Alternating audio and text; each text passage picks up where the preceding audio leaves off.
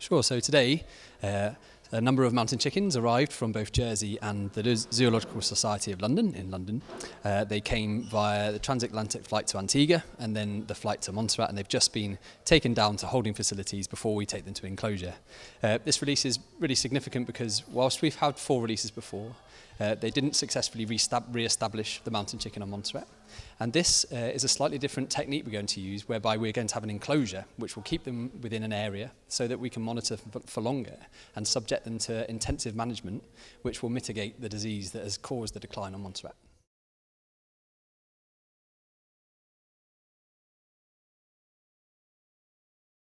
So this is a technique which many people have suggested should work. Based on our evidence we've collected from previous releases, we think it should work, but it's never been tested before. So this is very much a world's first happening on Montserrat, and we hope that it's going to be very successful and bring a limelight to Montserrat.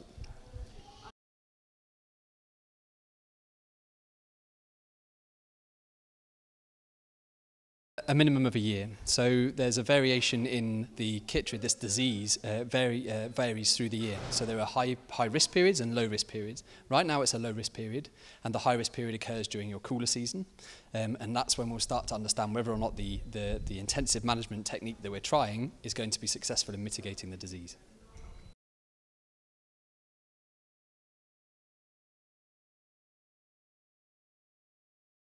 Well, it's been quite a long journey. Many years, since 1995, I think, when the first batch of frogs from Montserrat went over to Doral, and that was done as they realized that they could have been under threat, and as a result, they translocated some of them. And luckily, because of that, those founder frogs are now the same frogs, or the ancestors. Well, they're coming forward, the same frogs that are being returned because of the offspring. So it is very good that they had the foresight to do that over the years.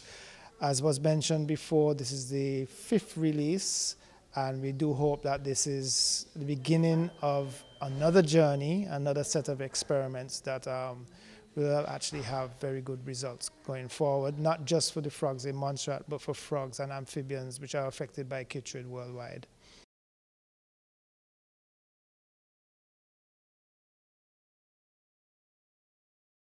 It's going to be trial and error. As you said, it's being piloted here, but because of the previous releases and the various techniques that were used, they've learned from mistakes and are now applying best practice, and hopefully this time around we'll have a lot of good results.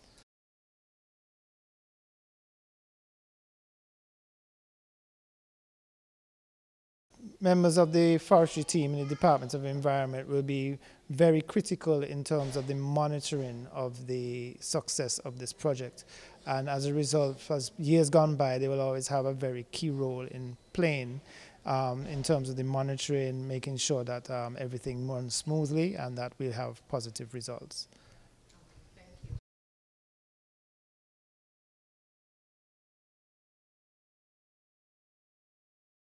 This new technique is more updated than the one that we used previously before, in terms of all the ideas that we gathered from the other 4 releases. We're putting it into this one in a more semi-captive area. This we house these mountain chicken in a fenced area that we could monitor them better than in the wild, because when they're in the wild, we could go way out that we cannot find them, but in this area now we could monitor them, and we know that they're in the area, so we could find them daily.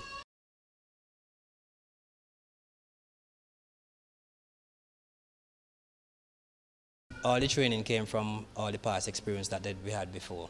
You know, it's nothing new, it's nothing extraordinary, it's just that the basic training that we had before. The difference is that the mountain chickens are in a semi-captive area. That's the only difference, but the training is basically the same that we got from the past. This new technique is just special because it's something that's been never, it's never been used here, and we definitely would be looking forward for great success.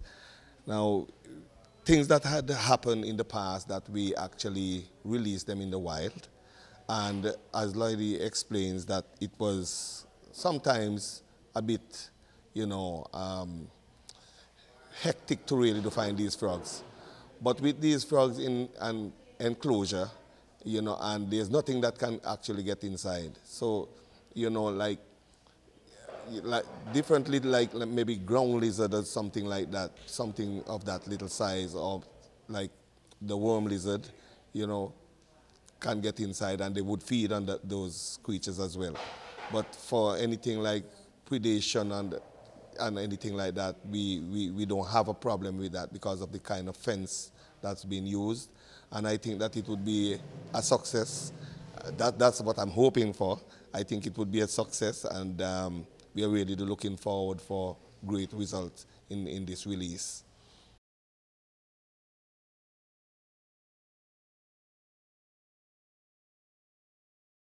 Mountain chicken for me is part of my life. I grew up in St. Peter's, and I grew up hearing mountain chicken all night, every night.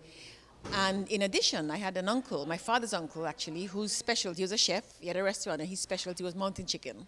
Yeah, Uncle Jim, Teacher Jim, everybody knows him. And a year ago, a little over a year ago, to support the conservation effort, and because the mountain chicken is endemic to Montserrat, and because we care so much about it, the Parliament voted to adopt the mountain chicken as our parliamentary mascot, because we can use it as a teaching tool to get people engaged and interested and involved in the processes of Parliament, and to make it exciting and interesting for children, because part of what we do at the Parliament is we want to get people as young as possible beginning to be involved as much as possible in the parliamentary democratic developmental processes of Montserrat. And so I am just really, really relieved that they arrived safely, and I actually feel kind of emotional that they're coming back home, because it's so much a part of my childhood and it's much a part of being Montserratian and coming from St. Peter's and Salem and so.